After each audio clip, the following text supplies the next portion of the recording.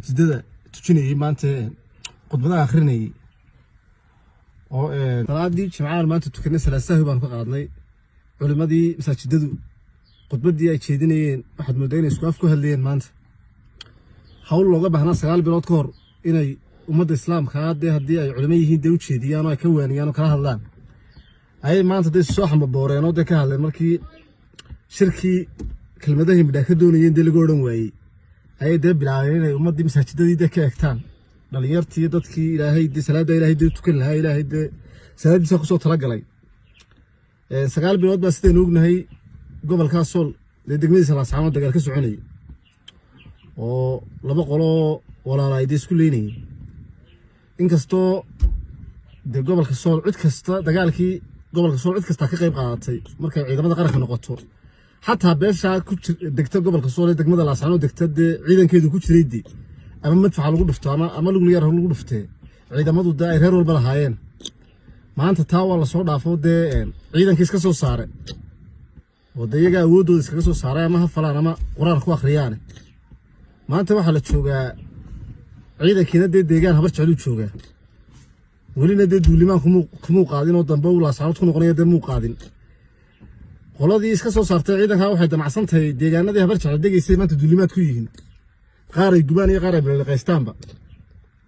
مركان nimankas culimada ay sagaalka bilood in oran waayay war waa qaldantiina qaran leeyniyo dawlad leeyniyo nimanka dhulkooda u daayay oo dhiiga islaamka meesha ku baxay kala badbaadin waayay maanta marka dhulkaygii la soo weeraray waxna la gubo waxna la bilqaysto ayaan macnaheedu doonaysan in la idinka qaato waxa weeyaan dhiigu waa islaam iyo waa xaraayo waxana shubaysaan teeda kale sheekh umal iyo sheekh shibli iyo soo kuwan la waa xalaal lagu soo fasaxay dhiigaas waa xalaal ama buqdarkeen ha noqoto ama tii u dambeysay dhooblay wax lagu sheegay gubatay ha noqoto marka culimadaasina waa taa sheegtay waa xalaal bay qofku dhulkiisa difaacanayo maanta habar jecel dhulkeeda difaacanaysa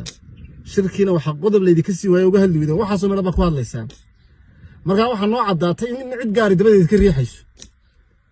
oo ciidida maamusho meel kale idinka maamulo waxaana ku hadlaysan baan diintii ba ahayn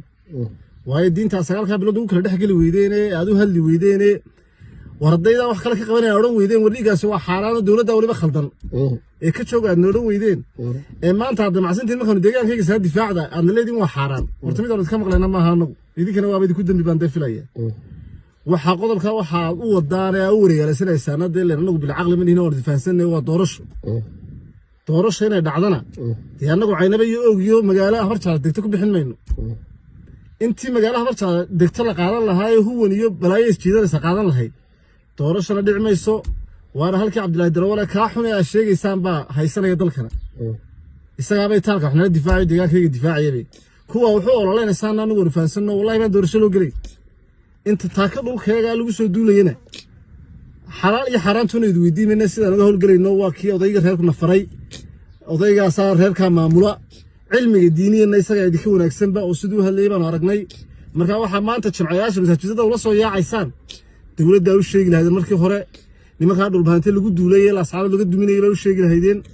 maanta marka ku biyo cabeynana wixii aad jimcaha noo soo sheegteen maanaan qaadan intii alla ka cabsiga ahayd u maan qaadanay